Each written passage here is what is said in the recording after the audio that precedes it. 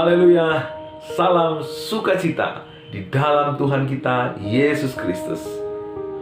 Senang sekali menyapa setiap sahabat-sahabat Kristus dimanapun berada, sebab di dalam Dia kita lebih daripada pemenang. Amin. Nah, saudaraku yang dikasihi Tuhan, setiap hari iblis tidak akan tinggal diam untuk melepaskan panah pendakwaan, untuk menaruh pikiran-pikiran yang salah, pikiran-pikiran yang buruk di dalam diri kita. Ia akan selalu melemparkan pertanyaan, apakah kamu sudah taat? Dan ketika saudara melihat ke dalam diri saudara, selalu ada celah, selalu ada titik di mana kita tidak taat. Dan iblis sering sekali memakai titik itu untuk menyerang kita. Waktu kita melihat kepada diri kita bahwa kita belum sepenuhnya taat, dia akan berkata, makanya kamu tidak diberkati, makanya doamu tidak dijawab Tuhan, makanya kamu sakit-sakitan. Pada waktu itu saudara harus menawannya dan menaklukkannya kepada Kristus.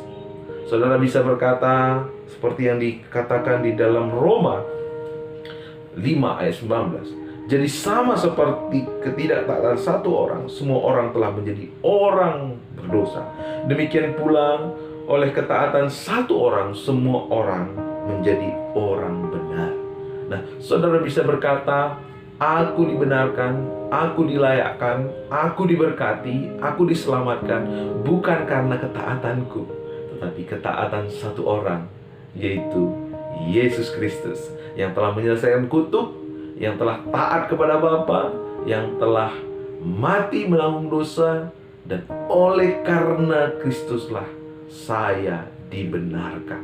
Nah, perhatikan Bapak Ibu Saudara, ketika kita hidup sebagai orang berdosa, pasti kita pernah melakukan perbuatan yang benar. Tetapi apakah status kita pada waktu itu berubah karena perbuatan kita? Tidak. Kita tetap saja memiliki status sebagai orang berdosa. Demikian juga pada waktu kita menerima Yesus sebagai Tuhan dan Juru Selamat kita, kita katakan kita dibenarkan, kita dikuduskan satu kali untuk selama-lamanya. Tetapi dalam perjalanan kita hidup sebagai orang yang dibenarkan Tuhan, apakah kita pernah melakukan perbuatan-perbuatan dosa?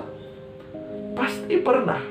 Tapi apakah karena perbuatan dosa kita itu status kita diubahkan menjadi orang yang berdosa?